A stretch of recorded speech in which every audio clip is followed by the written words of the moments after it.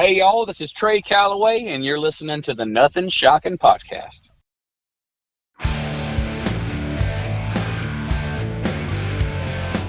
Want to know what's going on in the world of music?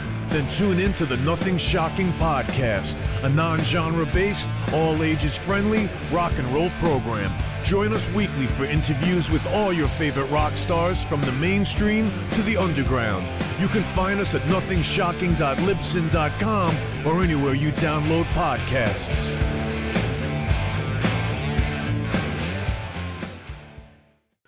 We're putting the band back together. The numbers all go to 11. I'm talking about bands that rock. Led Zeppelin. What about Sabbath? AC/DC. Motorhead. Does that mean it's louder? Is it any louder? Well, it's one louder, isn't it? We're not worthy! We're not worthy! Why don't you just make 10 louder and make 10 be the top number and make that a little louder? These go to 11. I get up off the ground and raise my head. Days like this, think I should be dead. One for Satan, two for me. Let's cheat the devil, it's fun, don't you agree?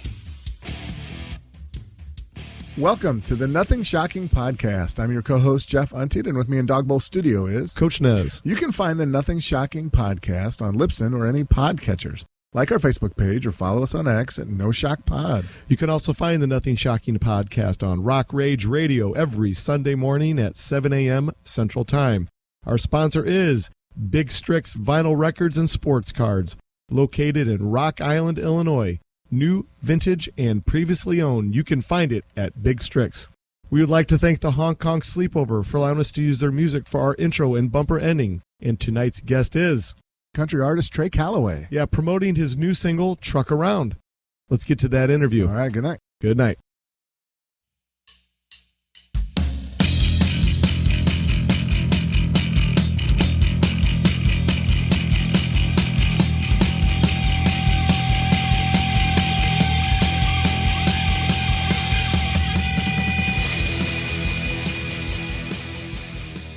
Trey, welcome to the Nothing Shocking Podcast. I'd like to introduce you, my co-host, Jeff Unteed. Trey, thanks for joining us tonight. How you doing, fellas? It's great to be here. Thanks for having me. We're excited to have you tonight. So let's get right into it. So recently, you released your latest single, Truck Around. This track gives me country music anthem vibes of sorts. Tell us a little bit more about the songwriting methodology for this song. Yes, sir. So I wrote this song with two of my great friends, Mr. Aaron Loy and Jim Hawkins, and we were writing over at Jim's house, and I had the hook in my book. It was "Don't Make Me Turn This Truck Around" was what I originally said. It's a good thing I didn't write that one, because that song came out about 2 months after we wrote it and got to be a big old hit. So I'm glad I didn't write that one. But we wrote this song because Aaron was kind of going truck around, and then he said truck around and find out, and I was like, man, that's great. And it was one of those songs that wrote itself in about an hour. And, you know, a story I always love to talk about this song, man. When we debuted this song, we debuted it live in Myrtle Beach, South Carolina. And the crowd made me play it 3 times that night. It was insane, man. I was like, y'all really want to hear this silly truck song again? And they were like, yeah, yes, we do. So I played it 3 times that night, man. People, it goes over well live. It's definitely a live show song. Very good. Sure. Right before that, you had the single Hank You. Yes, sir. That's another fun one.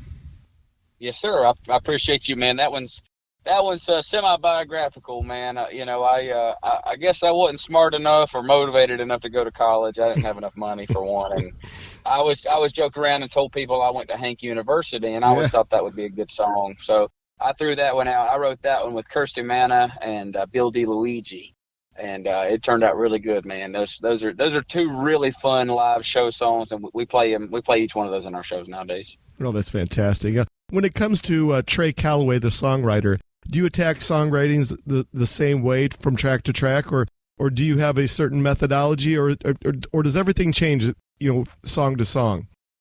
That's a great question. So for me, most of my ideas, I consider myself more of an idea guy. There are guys and girls who are just pure lyrical geniuses, and I'm in all those kind of people, man. But I usually am the one that comes up with the good idea. And it usually comes up in conversation. It's always colloquial. I'll be talking to somebody and somebody will say something that just sounds like a hook, just sounds like a title. And so I'll always write it down in my phone. I stay really organized with all my ideas and everything. And then I go to the rights and I throw them out. And normally I start with that really catchy hook line, whatever idea the song's going to be about. I would say I love coming up with melodies, but for me, and especially with country music, the lyric always kind of just seemed to be the most important thing to me. If the lyrics are right and the song makes sense and it's a good story, the melody sort of falls in place as you go along, because there's a lot better musicians out there who are a lot better at arranging songs than I am. So that's kind of my process. It does vary. I've had some times where I'll come up with a little guitar lick or a little melody and I'll write something on top of that, but usually I'm lyrics first. Fantastic. You've got a few singles out January this year and last year. Can you talk a little bit about, this new state of, releasing singles? You have 2 albums out, but can you talk a little bit about the promotional side of how you approach releasing singles? Well, I've been very consistent. I moved to Nashville 4 years ago. And even before that, I kind of had an epiphany. During the pandemic, I was working construction with my dad. I had kind of gone back home. I was living in Nashville, and I had kind of gone back home with my tail between my legs, kind of defeated. And I was working construction, and I remember having an epiphany with the sun beating down on me one day. And I swear I heard God's voice telling me, what's the point of this blessing, me giving you this ability to write these songs, if the world's never going to hear them, if you're not going to do it. So I kind of picked myself back up and went out there, and I've been very consistent. I've released a new single every 4 to 6 weeks, since I moved to Nashville. So you're talking about 30 songs I've released in a very short amount of time. And it has paid off, because it's almost like you throw enough stuff at the wall, something's going to stick eventually. And that's kind of what has started to happen is very slowly this ball is starting to roll faster and faster and faster, and the momentum is building, and it's a good feeling. Yes. I've got a great team of people around me that really believe in me, even on the days when I don't believe in myself. They pick me up, they dust me off, and they say, no, get back in the fight, you're going to be fine. So that's, for promotional stuff, I think quality songs, but a consistent release, consistently release. As soon as somebody might just get tired of the single we got out, boom, we got another one for you. So it's been a good process. It has. Well, how do you like this era of the music business where, artists are releasing singles, once a month, every month and a half, opposed to releasing a full-length album? I know, sales are not what they were, but do you like this way of releasing music now opposed to a album length of material? I do, and the reason being it's music has gone back to the way it was in the 60s. Mm-hmm. In the 60s, the single was king. You would put out the song and then you'd have the B-side of the record. But I like it because, for me, not just from a business perspective, it's cost effective to record singles. And then what we do is, once all the singles are put out, we will compile them into an album and then release that album. We get another kind of push from the album when we release that. So I still love releasing albums, but I go into it with, like back in the 90s when you had 2 or 3 songs that were like the big songs, and then the rest was album cuts. For me, I want every single song on that record to be able to stand on its own as a single. So when I go into it, I go, is this a song I feel comfortable singling and really getting behind? And that's been a benefit for me. Yeah. I don't know what the future holds for streaming. I mean, I know the mechanicals and the money and the record sales, you're right, it has gone away. But if you write that big hit song nowadays, you can make a lot of money. You can still make a lot of money, but you have to be the one that writes that big song. And so it is more challenging. And we'll see what happens, man. Who knows? You touched on a good point about the album cut. This way of releasing singles at a time, we've lost the art of the deep cut. Yeah. Are you a fan of the deep cut, or is that just something that really doesn't matter to you? I am. I definitely am. I mean, there are classic albums you'll go back and listen, and listen to you like, this would never be a single. It's not upbeat enough, or it might not be a super shiny record or whatever, but it gives that album meat. I do think that we've lost something by losing that album cut type of deal. But and maybe, just maybe, I might get to a point where I can put out full lengths and have some of that stuff that really is the more the heartfelt stuff that I love on my records. But right now it's like I'm in a race to succeed. I mean, I don't know how else to say it. I'm in a race to kind of like make a name. I was actually just having a conversation before I called you with my bass player, and I was saying, when you get to a certain level, you've got a wife and you got kids and you got a house mortgage and you got your band dependent on you and crew dependent on you, and I'm in it to win. I don't want to let the people that believe in me down. So that's that dual side of it, artistic integrity and creativity, but also the fact that at the end of the day, I want to succeed so I can take care of the people that have believed in me. I know that's a lot of information, but that's the honest to God's truth, man. Yeah, responsibility is king, right? Yeah, I love it. It's awesome. Yes, sir. I mean, it is. When I was a younger man, I would say, whatever I want, I'm going to make the kind of music, whatever. And I still do. You have to find that balance between creative integrity and making songs that a lot of people are going to love and listen to, because like I said, you got bills to pay and you got people depending on you, and that's a heavy cross to bear. But it is, when those people that did believe in you, when you're able to pay them back and you're able to say thank you for believing in me, it's all of the joy you need. It makes it all worth it. Very good. Yeah. Well, I wanted to ask you about your backing band and the guys that you have playing with you. When you go out on the road and stuff like that, do you have same guys that play in the studio with you, or how does that work for you? Well, no, usually in Nashville, you will have guys that play on a lot of sessions. I've had everybody from Saul Philcox, who's playing on this new album that I'm in the process of making right now, because we're finishing up this one right here, but we're already working on the next one. I'm super excited about it. But I had Saul Philcox and Moose and Sutton and Lonnie Wilson on this one, and I had Tom Bukovic on this new stuff from this album that we're getting ready to put out right now. Bruce Boughton played steel. I mean, Chris McHugh played drums. I use a lot of session guys. And then when you go out on the road, you kind of have a group of guys that come together, and I'm the kind of guy that I want to keep the same band for an entire career. I would love to find that group of guys in the long run. I'm still in that, I guess you could say, come up level, where sometimes I have to change a bass player here or a fiddle player here or something. And I would love to get to that level where I've got the same 5 guys for the rest of my career, man. Because all my heroes have, you look at Ace and the whole band, or you look at Garth Brooks has had the same band forever. I want to be like that. That would mean a lot to me, to have the same group of guys my entire career. Yeah, that would be fantastic. Yeah. I wanted to bring this to technology. Right now for you, or this part of your career, are you still recording in a proper studio? Or are you doing things from home? How's it working out for you? It's a little bit of both. If I'm making like a record, especially if it's a song that has like full band kind of vibes, we will go into a big studio. I think that there is still something very much to be said about letting those people who are just so good at what they do make your album. You can definitely hear the difference. If I were to go in and try to record my own album, I don't think anybody would want to listen to it, if I'm being honest with you, man.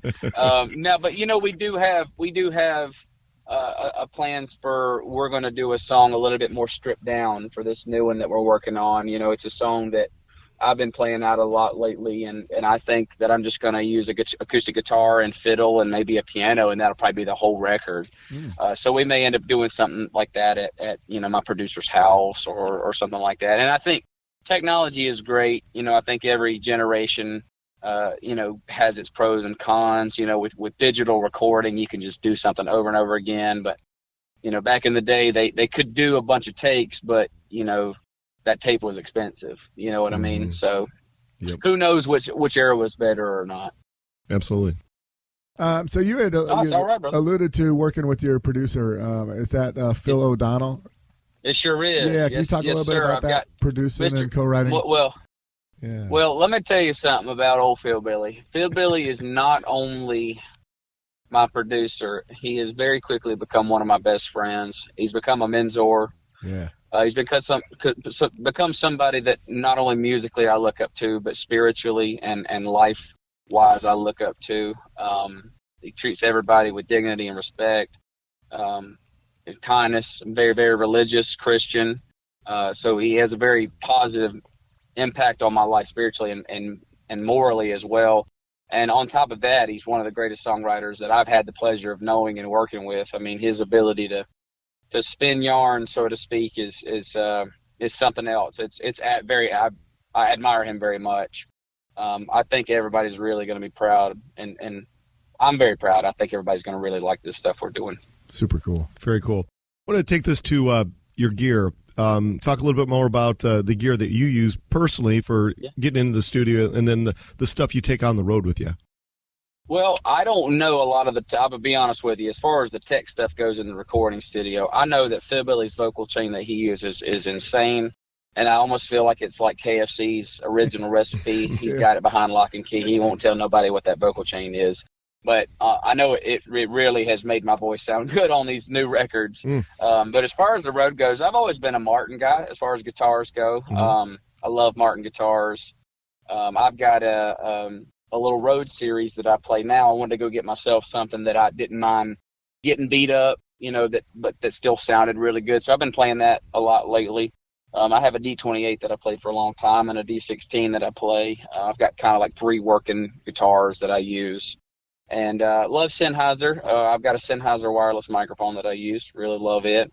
I've been using these little, for anybody out there listening, if you're looking for like an in-ear monitor system that works really well in little clubs and stuff, they're called the X5s. I've been so happy with those, man. They just, I have nothing bad to say. Both the wireless guitar and the wireless in-ear monitors, they're great.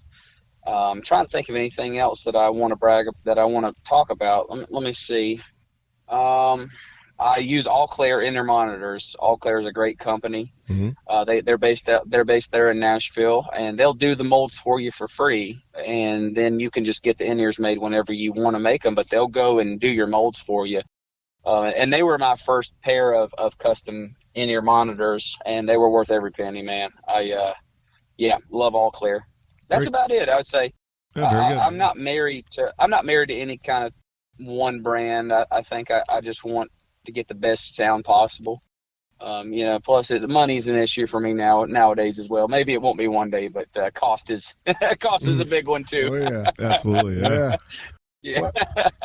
Well, you're out on the road right now. You're in South Carolina and playing some Yes, shows sir. in North Carolina. Can you talk a little bit about this that little East Coast swing?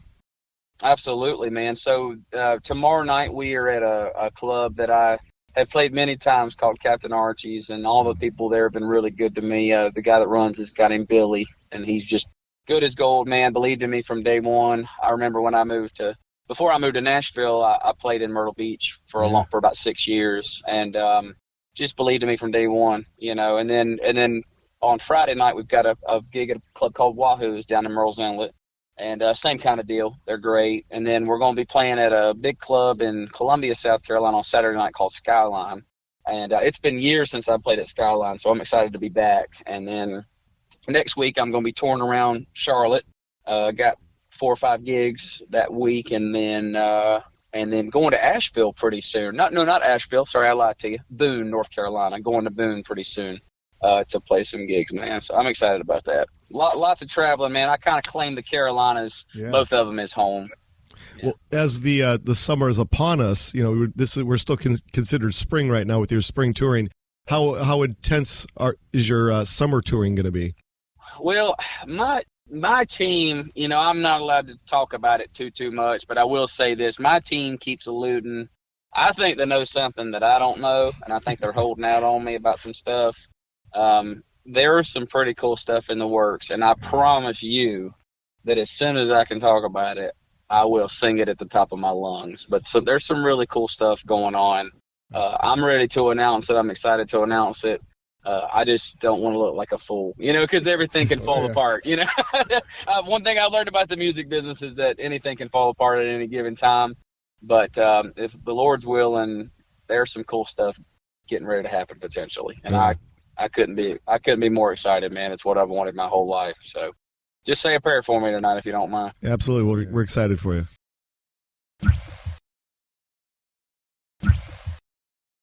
I saw in your bio you've played at the Charlotte Speed Street NASCAR Festival. Can you talk a little bit about that experience? Man, that was many, many moons ago, man. I was just a kid back then, a kid that didn't know a dang thing about the music business. And we entered in a song that I had written called "I Want to Drive," which was kind of NASCAR tinged. It was both about NASCAR, but also about when I was a young man, I dreamed about traveling and getting out on the road, and I wanted to drive. I wanted to get out there and explore the world and see the world. So this song was half about that and half about NASCAR. We entered into the 96.9. The Cat had a radio station, or that radio station there in Charlotte. We entered in that song into the contest, and it won. There was like a battle of the bands, and we went and played live, and we won. And the grand prize was getting to open up for Pat Green at Speed Street. And as soon as we did our set, I mean, I'm telling you guys, it was like an act of God. It was bright, sunny, not a cloud in the sky. We finished up our set, and then it was like crazy, man. A storm just rolled in and rained out Pat Green's set. So it was almost like we were the only band that played that night, and it was really cool. But I got to meet Pat Green, and he was really nice. And I've since seen him live in concert a couple times, and but that was my first experience with playing like in front of thousands of people. It was something else, man. That's so cool. Yeah. Well, yeah, and when you're that age, man, you just do it for the love of it. Yeah. It's just for the thrill, man. And it was one of the most fun gigs I can ever remember doing, man. It was a lot. I appreciate you asking me about that. Thank you for reminding me about that, man. Yeah, that is so cool. You have released 2 full-length albums, Carolina Man in 2016 and Wanted Man in 2024. Yes, if you could tell our listeners about the evolution of your songwriting from the infancies until the present time, can you talk a little bit more about that? Of course, man. So the Carolina Man album will always have a special place in my heart because it's basically the ramblings of a teenager and a young man, a young 20-year-old. I was a new father, a new husband, and a lot of the songs are very unpolished. Some of them are over 4 minutes, which, everybody knows in Nashville that's a big no-no. You want to keep that bad boy under 3, between 3 and 3:30 if you can. You want to get to the chorus in under a minute. All of those songwriting things I've learned since then, I didn't know back then. So it was just raw emotion. It was just rawness, and I solo wrote every song on that album, and so for that I'm very proud of it. There's been talks of dusting some of those old songs off and re-recording them one day, because I think with a little bit of elbow grease, I think they could really be good songs. And then the Wanted Man album was my first album that I made from experience, from co-writing. I was getting more and more experience as a co-writer, and some of my best friends are on that album with me, and so that was, the evolution was really from, learning how to craft a song. When you're young, you hear people talking about that, like, oh, learning to craft a song, and you go, yeah, whatever. But there really is a technique to taking an idea and making it this crafted, really polished thing that is the best it can be, and I think I've gotten better about it. And you never are perfect at it, but you strive to do that more and more and more. And the Wanted Man album, and then the one that we're working on releasing now, I'm getting ready to have 3 albums out. That one was the first one that had some outside cuts, which for those people out there listening that might not know, an outside cut is a song I didn't write. And there was two outside cuts on this new album. So I'm pretty proud of that. The fact that people are starting to pitch me songs and want me to record their songs, that's a great feeling, and I hope I can do it justice. I always try to do it justice, and So yeah, man, the evolution of the songwriting, I would say, is the biggest metric. I can go back and listen to those old songs and go, oh, I would have done that different, or I would have done that different. But it's a moment in time, though. You almost don't want to change it. Very good. Yeah. I wanted to ask you about the Ballad of Righteous and Wrong. It's Awesome. It's talked about as a murder ballad genre. I think Mo Bandy, who we've had on the podcast, said you hit a home run with it. Can you talk a little bit about that song? Thank you, man. Mo is a super nice guy, by the way. Very, very nice guy, and just a legend in country music. I wanted to just start off by saying that. I appreciate that compliment from him. The Ballad of Righteous and Wrong is a funny story because I walked into the room. I wrote that song with Hal O'Dell and Greg Wilson, two great friends of mine, two great songwriters. And we've written a bunch of songs together. But that particular day, I just kind of looked at them and I said, guys, I'm not really in the mood to write another, pop love country song or another. I just want to write something different. I want to write something that, is just an experiment, a grand experiment. A Devil Went Down to Georgia or a Poncho and Lefty. And I think it was Hal that said, you mean like a murder ballad, like a cowboy murder ballad? And I said, dude, that's it.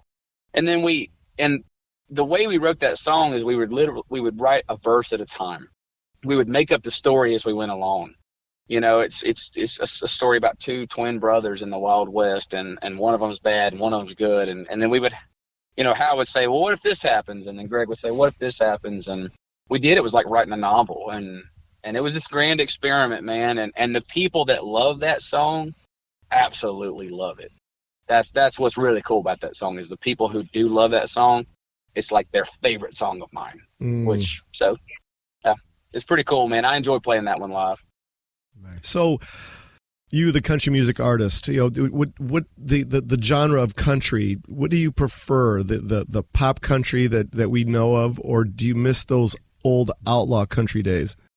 Yeah, that's a great question. For me, I think music has to breathe and it has to evolve. It has to change. I think my goal has always been, as a country artist, how do we remain true to the roots of country music, but also bring that modernity and that new freshness? That's always been my goal, is how do you stay modern and relevant, but undeniably country, that when you hear it, you go, that's country music. That's very important to me. I love the fiddle. I love the steel. I love the twangy tellies and the train beats. I love that stuff. And a lot of it's in my music, but you have to find that modern edge. And that's what we've tried to do. I didn't come to Nashville to be a flag waver for 90s country or for outlaw country. But I pay respect to that stuff. My favorite artists are from that era. So I took a little piece of that, a little piece of modernity, and I mold it together, and hopefully the world will respond well to it, hopefully. Fair enough. Yeah. And that's the most honest answer I can give you, because, I know that if music doesn't change and evolve, it dies. Yep. Exactly. Yeah, for sure. Yeah. Well, for our listeners that are new to Trey Calloway, tell us a little bit about your origins. Like, where did you come from? And I think you were started singing in church. Can you talk a little bit about that? Yes, sir. So I am from a little town called Lucia, which is about 30 minutes outside of Charlotte, North Carolina. You're right. My father was a Pentecostal evangelist, which is a traveling preacher. He would travel to different churches. We were Church of God, which is the denomination, and he would travel to different churches and preach revivals. Which is like, multi-day things where he would preach day after day after day. And I grew up from the time I was about 6 years old. I would sing before he would preach. And so I started singing gospel music, and it was like a lot of contemporary gospel, but it was also a lot of the redback hymnal stuff. I think my love of pure country music, traditional country music, comes from singing those redback hymnals. Because it really is. It's classic country music with gospel lyrics, and I think that instilled that love of country music in my heart. And when I was about 13 or 14, I started listening to some country stuff. My mom and daddy bought me a greatest hits disc set that had like George Jones and Willie Nelson and Loretta Lynn and Patsy Cline, and in Waylon. And so I was really getting into that stuff because my dad said, well, if you're going to play country music, I want you to have that pure love of traditional old school country music. And so I did. That was the first kind of music I was exposed to, was that stuff. And then Johnny Cash, I've always been a huge Johnny Cash fan. And then as I got older, it was like, Alan Jackson and Garth Brooks and Travis Tritt. I loved the 90s country, and I would say the 90s music has definitely had the most impact on my music possible. I definitely do take a lot of those 90 country vibes. And then it was Jason Aldean, and I loved Luke Bryan and stuff. Because, man, back in the day, when I was a kid, it was like if you wanted to get the girls, you'd put on Luke Bryan at the concert, right. And so that was. So I mean, and everybody that wants to hate on Luke Bryan now, they won't admit it, but they all loved him back in the day. So it's just. And the thing about it is I love Luke Bryan's music. I still play it. My wife loves Luke Bryan. So I've always had kind of everything from like stuff I listen to, like Ronnie Millsap. I'm a huge Ronnie Millsap fan. He's probably, top 10 for me. Randy Travis. And I did, man. So, and I started playing it pretty much as soon as I was able to get in those bars. I started playing in bars. And making some money, or at least trying to anyway, and started playing in bands. And like I said before, I didn't go to college. I went to Hank University. Yeah.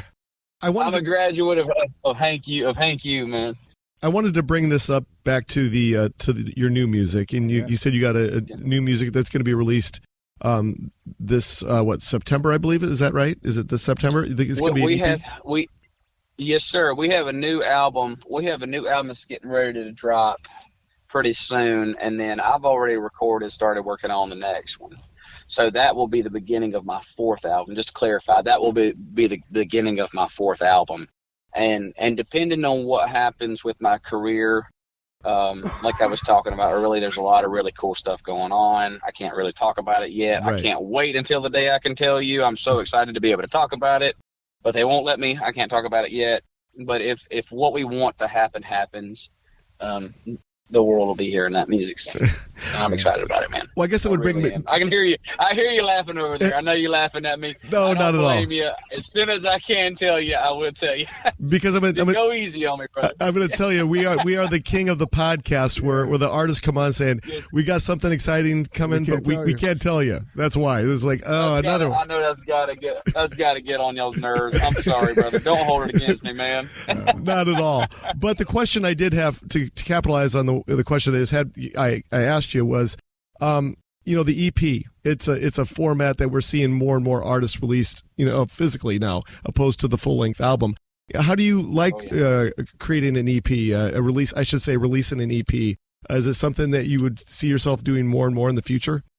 Well, a lot of times, yes. A lot of times when people release an EP, it's basically like a little free sample. You're basically giving people a sample. And then if they respond well, or if that artist gets a record deal or whatever happens, they'll go and finish the album. So with this, what we're getting ready to release is like half EP, half album. I think we got 9 or 10 songs, which, now with Morgan Wallen putting out albums that are 30 songs long, it's like, that's an album. That's an album now. But to me, that's like a triple disc set. You know what I mean? So, we release as many as we can, and then when they're released, we'll package them into an album. That's kind of our mentality. So for me, there's not a lot of difference between the EP and the album. I would say if I got to pick, it would be that I want to release a whole album. Just because I want people to have more music of mine. I want people to hear more stuff from me. And I think we talked about it the other day. I think I was talking to my team about it, and I've written something like 400, 500 songs. Since I moved to Nashville, just relentlessly writing, which is and then everybody, all my older songwriter buddies in town go, well, that's a good start. Yeah. And you're looking at them like, oh man, come on, dude, but it is. I've heard people say, after your 300th song is when you start getting good at songwriting. So. That's so cool. Yeah, definitely. Which leads me to say things about, everybody is all worried about AI and stuff like this nowadays. I don't think you should worry about it, man. I think people are always going to want to hear other people make music. I think people are always going to want to hear other people play music live. And AI is a tool like anything, man. So for all the people out there listening and worried about the AI stuff, don't worry about it. You're not going to convince me that an AI is going to be able to write a song like Phil O'Donnell can. It's just the humanness in it. Right. It will never be human. You know what I mean? So anyway, just wanted to add that part in there for you guys. Oh, very good. Oh no, I like it because I did a little deep dive through a lot of your singles that you have out there on like iTunes, and I like your authenticity. I like your like the song. Let's see here. She missed being Mrs. Yes, sir. So I wrote that one. Thank you, brother. I wrote that one with the same fellas that I wrote Truck Around with, Aaron Loy and Jim Hawkins, and that's like. What's funny is we wrote something as silly and fun as Truck Around, but then we also wrote She Misses Being Misses together. And to me, that's like, you guys want to hear the story about that song? Oh, absolutely. Yeah. So that came to be, Aaron was on a plane flying from Texas to Nashville to write with us. And he met this old man who, they got to talking, and he said, I've always had this dream of being a songwriter, but, life and babies and family, whatever got in the way, and, career got in the way, and I never got to do it. He said, but I've always had this title, She Misses Being Mrs. And he said, you can take it and you can do what you want to with it. So we are on the hunt because we still haven't found this guy. We've talked about it for as long as the song's been out now. We've been looking for this guy. We can't find him. We think he lives in Florida. We don't even know his name. One day, hopefully, we'll find him because we want to credit him as the writer. We want to give him some songwriting credit because I can't think of a better way to celebrate this song than to find this man and be able to give him the credit he deserves for giving us that title and inspiring that song because it's one of my favorite songs I've ever written, man. Oh, so cool. Very cool. Well, I have one last question for you this evening. Found out something a little interesting about you. Some of our listeners might not know of your Songwriter of the Year award at the Texas Country Music Awards. What an incredible honor. Tell us a little bit more about the process of winning this award. How did it all work out for you? Well, so that was the first time I ever entered to the TCMAs, and we entered in a song called One Tough Job. And I wrote that song about my dad, and it was a solo write. It was one I wrote by myself. Yeah.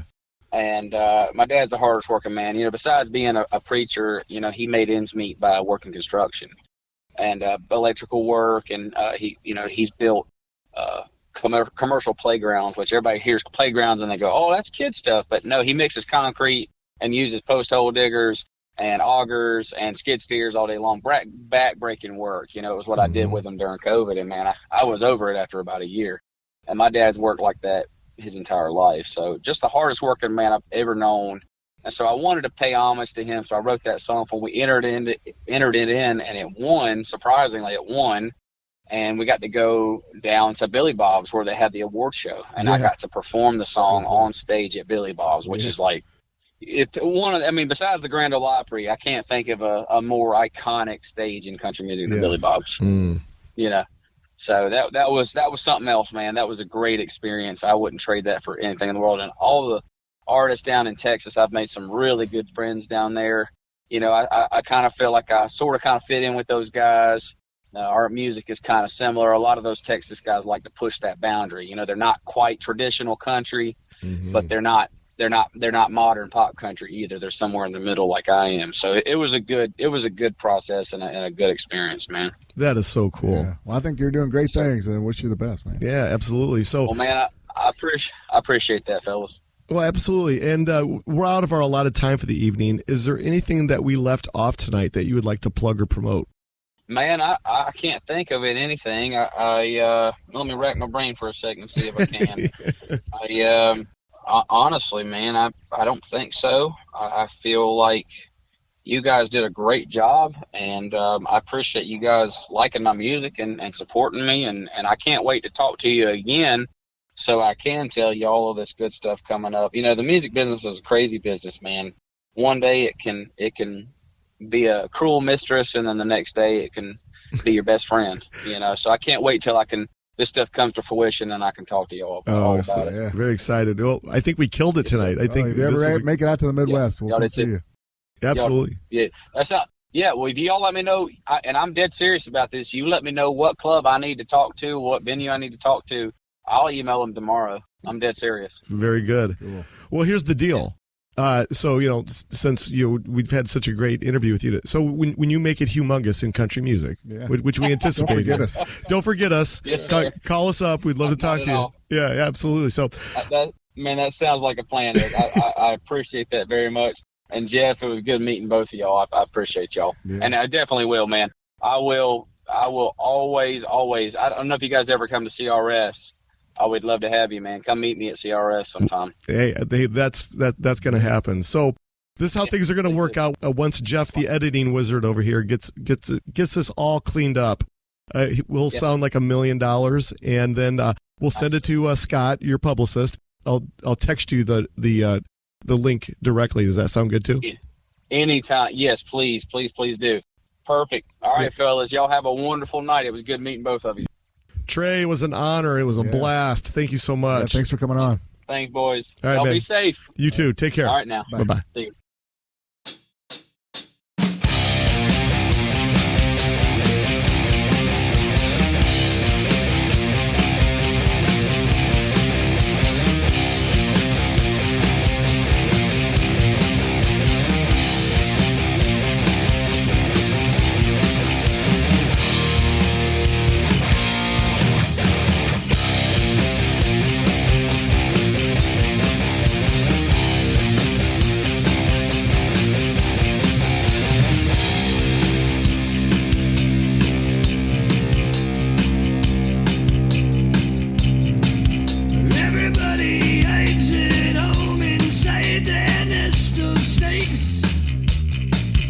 Everybody grinds the stone and makes their own mistakes. Hide in the headlights, fight the grip of fear. You can make your dreams come true, but you just can't do